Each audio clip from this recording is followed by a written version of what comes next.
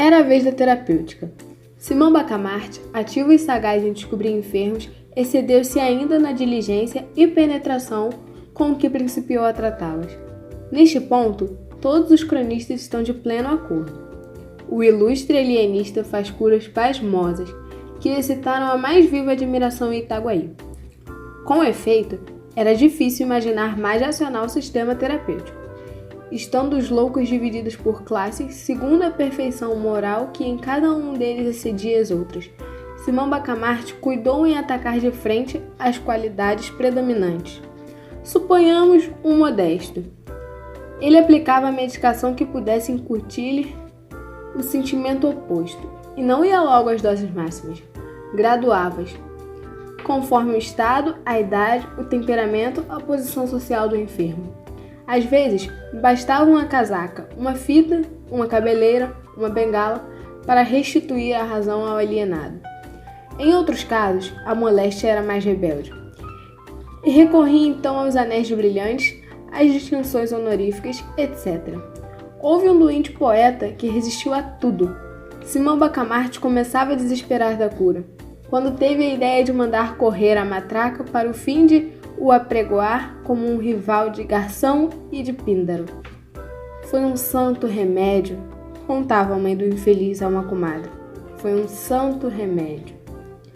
Outro doente, também modesto, opôs a mesma rebeldia à medicação, mas não sendo escritor, mal sabia assinar o nome, não se lhe podia aplicar o remédio da matraca. Simão Bacamarte lembrou-se de pedir para ele o lugar de secretário da Academia dos Encobertos, estabelecida em Itaguaí. Os lugares de presidente e secretários eram de nomeação régia, por especial graça do finado rei Dom João V, e implicavam o tratamento de excelência e o uso de uma placa de ouro no chapéu. O governo de Lisboa recusou o diploma, mas, representando o alienista que o não pedia como prêmio honorífico ou distinção legítima e somente como um meio terapêutico para um caso difícil, o governo cedeu excepcionalmente à súplica. E ainda assim não faz sem extraordinário esforço do ministro da Marinha e Ultramar, que vinha a ser primo do alienado. Foi outro santo remédio. Realmente é admirável, dizia-se nas ruas ao ver a expressão sadia e enfunada dos dois ex-dementes. Tal era o sistema. Imagina-se o resto. Cada beleza moral ou mental era atacada no ponto em que a perfeição parecia mais sólida, e o efeito era certo. Nem sempre era certo. Casos houve em que a qualidade predominante resistia a tudo. Então o alienista atacava outra parte, aplicando a terapêutica, o método da estratégia militar, que tomava uma fortaleza por um ponto se por outro não pode conseguir. No fim de 5 meses e meio, estava vazia a Casa Verde, todos curados. O vereador Galvão, tão cruelmente afligido de moderação e equidade, teve a felicidade de perder um tio. Digo felicidade porque o tio deixou um testamento ambíguo e ele obteve uma boa interpretação corrompendo os juízes e embaçando os outros herdeiros. A sinceridade do alienista manifestou-se nesse lance. Confessou ingenuamente que não teve parte na cura. Foi a simples vis medicatriz da natureza. Não aconteceu o mesmo com o padre Lopes. Sabendo o alienista que ele ignorava perfeitamente o hebraico e o grego, incumbiu-o de fazer uma análise crítica da versão dos 70. O padre aceitou a incumbência e em boa hora o fez. Ao cabo de 2 meses possuía um livro e a liberdade. Quanto à senhora do boticário, não ficou muito tempo na célula que lhe coube, e onde, aliás, não lhe faltaram carinhos. Por que é que o Crispim não vem me visitar? Dizia ela todos os dias. Respondiam-lhe ora uma coisa, ora outra, afinal, disseram-lhe a verdade inteira. A digna matrona não pôde conter a indignação e a vergonha. Nas explosões da cólera escaparam-lhe expressões soltas e vagas como estas: tratante, velhaco, ingrato, um patife que tem feito casos à custa de unguentos falsificados e podres. Ah, tratante! Simão Bacamarte advertiu que, ainda quando não fosse verdadeira a acusação contida nestas palavras, bastavam elas para mostrar que a excelente senhora estava enfim restituída ao perfeito desequilíbrio das faculdades e prontamente lhe deu alta. Agora, se imaginais que o alienista ficou radiante ao ver sair o último hóspede da Casa Verde, mostrais, com isso, que ainda não conheceis o nosso homem, pois outro era a sua divisa. Não lhe bastava ter descoberto a teoria verdadeira da loucura. Não contentava ter estabelecido em Itaguaí o reinado da razão, pois outro não ficou alegre. Ficou preocupado, cogitativo. Alguma coisa lhe dizia que a teoria nova tinha em si mesma outra e novíssima teoria. Vejamos, pensava ele, vejamos se chego enfim à última verdade. Dizia isso, passeando ao longo da vasta sala, onde fulgurava a mais rica biblioteca dos domínios ultramarinos de Sua Majestade.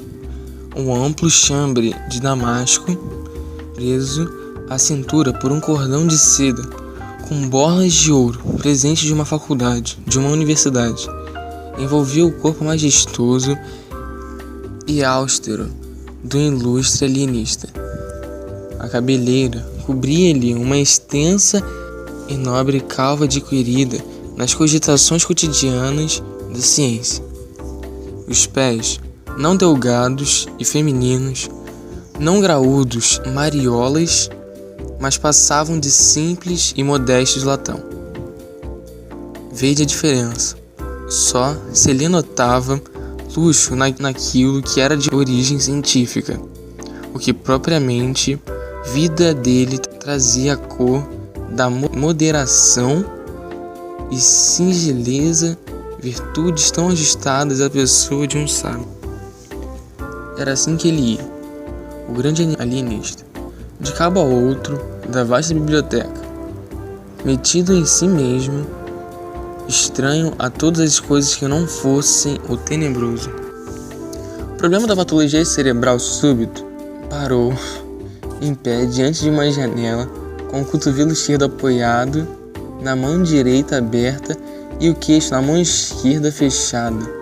Perguntou ele a si mesmo: mas deveras estariam eles doidos e foram curados por mim? Ou, que pareceu cura, não foi mais do que a descoberta do perfeito desequilíbrio do cérebro? E cavando por aí abaixo, eis o resultado que chegou. Os cérebros bem organizados que ele acabava de curar eram desequilibrados como os outros. Sim, dizia ele consigo, eu não posso ter a pretensão de haver-lhes incutido um sentimento ou uma faculdade nova. Uma e outra coisa existiam no estado latente, mas existiam. Chegando a uma conclusão ilustre. Chegando a esta conclusão, o ilustre alienista teve duas sensações contrárias. Uma de gozo, outra de abatimento. A de gozo foi por ver que, ao cabo de longas e pacientes investigações, constantes trabalhos, luta ingente com o povo, podia afirmar esta verdade: não havia nenhum louco em Itaguaí. Itaguaí não possuía nenhum mentecapto. Mas tão depressa essa ideia lhe refrescara a alma. Outra apareceu que neutralizou o primeiro efeito. Foi a ideia da dúvida. Pois que Itaguaí não possuiria um único cérebro consertado? Essa conclusão tão absoluta não seria por isso mesmo errônea, e não vinha, portanto, destruir o largo e majestoso edifício da nova doutrina psicológica?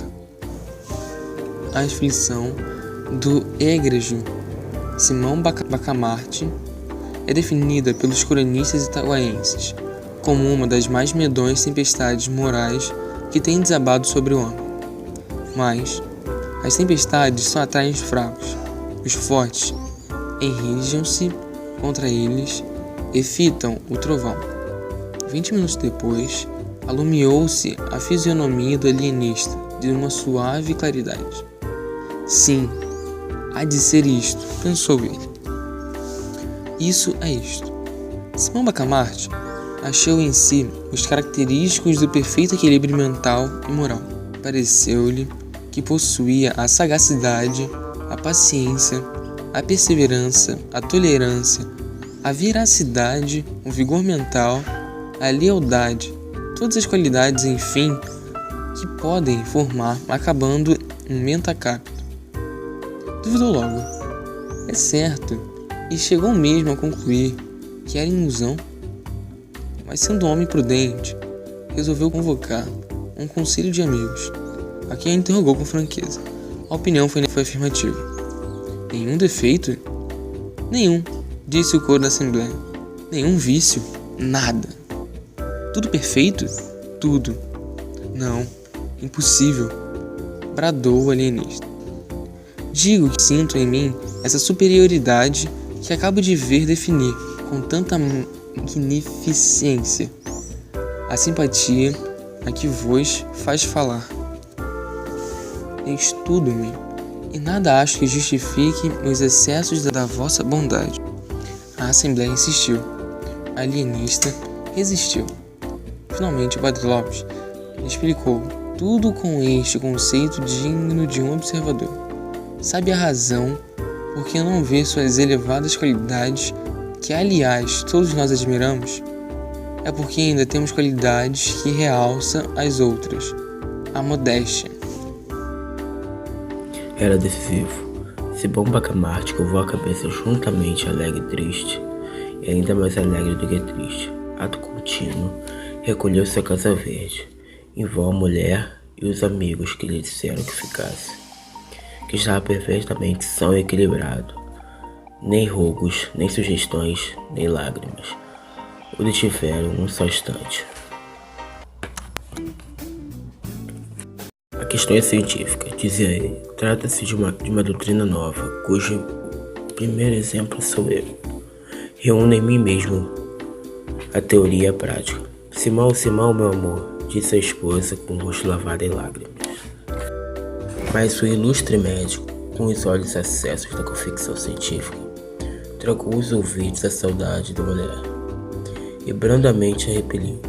Fechada a porta da Casa Verde, entregou-se ao estudo e à cura de si mesmo. Disse os cronistas que ele morreu dali há 17 meses, no mesmo estado que entrou, sem ter podido alcançar nada.